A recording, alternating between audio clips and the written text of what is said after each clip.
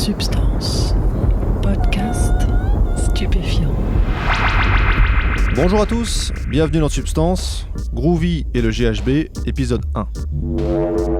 Faire le marché, c'est l'une des meilleures activités à faire avec ce produit parce que tous les gens que tu croises, la foule, en général, c'est très intéressant de rentrer en contact avec une foule sous les effets du produit. Parce que vu que tout le monde est beau, c'est très anxiolytique, alors ça te met dans un cocon un peu... tout le monde est bienveillant, tout le monde est heureux, tout le monde est beau, alors c'est assez agréable, voilà. Ce témoignage de Substance est particulier parce que je n'ai pas rencontré Groovy en face à face, comme je l'ai fait pour les autres témoins de ce podcast. Ça n'a pas pu se faire pour des questions basiques d'organisation. Mais comme je trouve que ce que Groovy a à dire est très intéressant, je lui ai proposé de faire quand même l'interview via internet et un serveur vocal. Alors du coup, le son est moins bon forcément, et ça va influer sur le format. Parce que pour éviter les grands tunnels d'interview qui sont moins faciles à écouter quand le son est moins bon, eh bien je reprendrai la main plusieurs fois au cours de ces 3 épisodes consacrés à Groovy. Voilà pour la forme. Pour le fond, eh bien on va parler de GHB. Alors si on dit GHB, il y a de grandes chances pour que ça vous évoque la drogue du violeur, puisque c'est comme ça qu'on l'a longtemps présenté dans les médias de masse. Mais en fait, c'est avant tout un médicament. Il a été synthétisé par un médecin français, Henri Laborie, et il est encore utilisé aujourd'hui par des patients qui ont des troubles du sommeil. C'est aussi une drogue récréative, qui n'est pas très toxique, mais qui est potentiellement très addictive pour ceux qui en abusent. Groovy, lui, a exploré 2 facettes, le côté festif, avec ses amis, et le côté noir, l'addiction. Et ça s'est dans son cas très mal terminé, vous l'entendrez. Alors pourquoi cet adolescent urbain, né dans une famille de classe moyenne sans problème, a commencé à prendre du GHB vers 16 ans ? C'est ce qu'il va nous raconter dans ce premier épisode. Réglez le son, mettez-vous bien et écoutez, vous êtes dans Substance.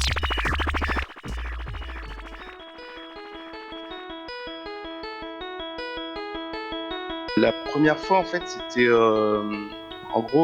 mon frère qui était majeur à l'époque. En fait, qui voulait acheter de la drogue et s'amuser avec des produits, mais légalement, en fait. Le GHB était interdit déjà à l'époque. Par contre, la GBL n'était pas foncièrement interdite. On pouvait en importer pur depuis l'étranger. Et je crois d'ailleurs que c'est encore éventuellement possible, mais j'en suis pas convaincu. Légalement, il y a eu des changements. Alors là, vous vous demandez peut-être pourquoi il nous parle de GBL au lieu de GHB. Qu'est-ce que c'est que ce truc encore ? En fait, la GBL, c'est un précurseur du GHB.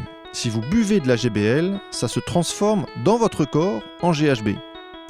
Donc ce sont 2 substances qui ont des effets similaires.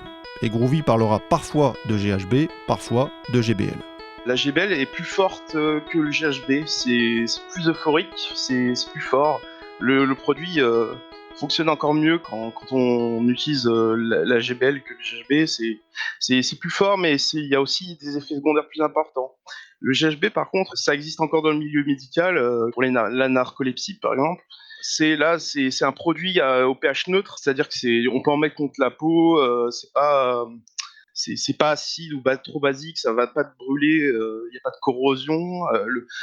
Ça se présente un peu comme du savon, c'est blanc, c'est un goût de sel, voilà, c'est un savon salé un peu comme ça. Et après du coup, ça fait des plaques, hein, des galettes blanches comme ça, qu'on peut ensuite diluer dans de l'eau et faire des bouteilles d'eau transparentes remplies de GHB, ou alors on peut garder ça sous forme solide. Et donc les deux sont très récréatifs. Alors le GHB n'est pas en vente libre, il faut une ordonnance pour pouvoir en consommer, donc comme médicament.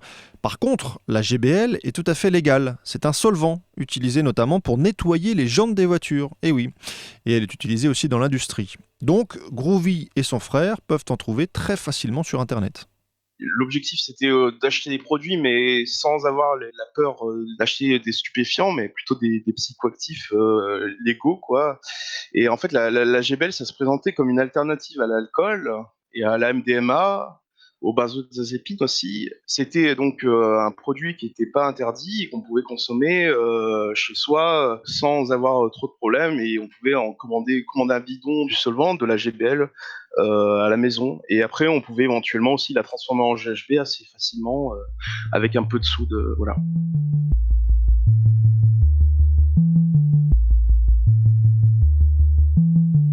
C'était avant tout la recherche du plaisir, de l'amusement. C'était pour consommer ça de manière festive, récréative, avec les amis. C'était surtout pour avoir une ivresse, pour se sentir bien. Et on avait lu que la GBL ou le GHB, c'était des molécules qui étaient plus drôles que l'alcool, avec moins d'effets secondaires, moins dangereuses. Ce qui est le cas si on les consomme de manière modérée en général. Pour la GBL, on ne sait pas trop la toxicité, mais pour le GHB, on sait que c'est non toxique parce que c'est une molécule qui est déjà présente dans le corps humain. Mais par contre, il ne faut pas en consommer des tonnes et trop souvent.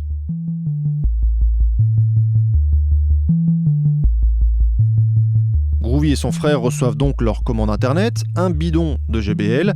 Groovy a alors 16 ans, il a déjà testé les effets du cannabis et de l'alcool, et rapidement donc il essaye la GBL. J'étais chez mes voisins avec des amis, il y avait mon frère, il y avait des amis à nous. Donc j'ai pris le solvant dans un bidon avec un plastique un peu résistant, c'est des bidons de plastique un peu particuliers. Et donc je mettais une pipette dedans, une pipette Pasteur, et je prenais 1 ou 2 millilitres, et après, hop, je les ai mis dans mon verre, donc j'avais mis à peu près 1,5 millilitres de mémoire, et je l'avais mis dans mon verre, et après j'avais mélangé avec du sirop, de l'eau, et j'avais bu ça, et ensuite, 5 minutes après, j'ai commencé à me ressentir une certaine euphorie, à être désinhibé. Les pupilles ont commencé à se dilater. J'ai commencé à transpirer un tout petit peu, à voir toutes les personnes deviennent très belles, très. Ça peut avoir un caractère érotique, mais pas obligatoirement. Là, c'était des amis, donc c'était pas sexuellement attrayant, mais voilà, les personnes étaient incroyablement belles. Mais pas d'hallucination visuelle, pas d'hallucination tactile. C'était plutôt des sensations, une ivresse relativement subtile mais agréable. Voilà, ça dure environ 2-3 heures. Pour monter, ça met à peu près 5 à 30 minutes. Le pic des effets maximum, c'est entre 45 et 90 minutes après avoir avalé le produit. Et après, il y a une descente de 30 minutes. Et parfois, quand on en consomme trop, on peut avoir des restes, des effets secondaires et indésirables qui peuvent rester plusieurs heures après le trip. Mais ça arrive uniquement après beaucoup de consommation. Pour une personne normale, ça dure à peu près 2-3 heures, et après, on est complètement net, comme on dit, et apte à travailler ou autre. Hein. Mais par contre, quand on a les effets du produit, c'est une ivresse qui peut ressembler un petit peu à l'alcool. Donc c'est un produit qui est très dangereux, par exemple, pour conduire, imaginons. J'ai déjà vu un ami qui avait bu du GBL conduire, et il s'est endormi sur le rond-point, quoi, tu vois. Donc il fallait tourner le volant à sa place sur le rond-point. Donc on a décidé de ne plus jamais conduire avec cette molécule. Et de toute manière, c'est pas quelque chose qu'on aimait beaucoup faire. Conduire sous stupéfiants, c'est dangereux, et c'est irrespectueux pour les autres personnes, quoi. Alors selon les doses, les effets du GHB évoluent. Si on en prend un petit peu, on ressent une légère euphorie. Si on en prend plus, on devient ivre, un peu comme l'alcool. Et puis si on prend vraiment une grosse dose, on s'endort très vite. C'est d'ailleurs comme ça que le GHB est utilisé comme médicament par des gens qui ont des troubles du sommeil. Groovy, lui, la première fois qu'il en absorbe, il le fait tout seul, mais il est entouré par des amis. Et ses amis vont rapidement se mettre à en prendre aussi. Et donc sa bande va se mettre à régulièrement boire de la GBL pour s'amuser.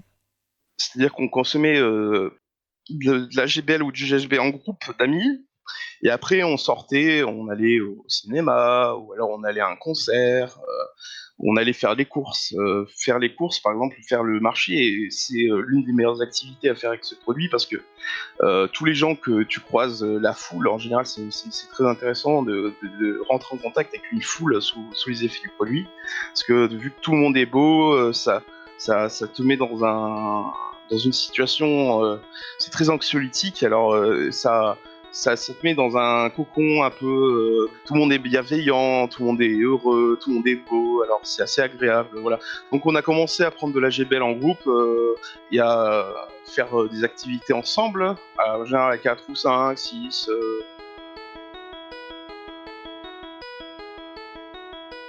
Par exemple, danser. La musique est très agréable, elle paraît un peu plus belle. C'est un peu comme quand on est compète avec de l'alcool, on est dans un moment de désinhibition, alors on a plus de facilité pour aller sur le dance floor et se déhancher un peu. Donc c'était souvent une molécule qu'on prenait pour la GBL ou le GLP pour aller en boîte de nuit ou faire des sorties comme ça. Groovy et sa bande vont rapidement décider de transformer la GBL qu'ils achètent sur internet en GHB. Ça se fait grâce à une recette chimique très simple, trouvable elle aussi très facilement sur internet, réalisable par n'importe qui.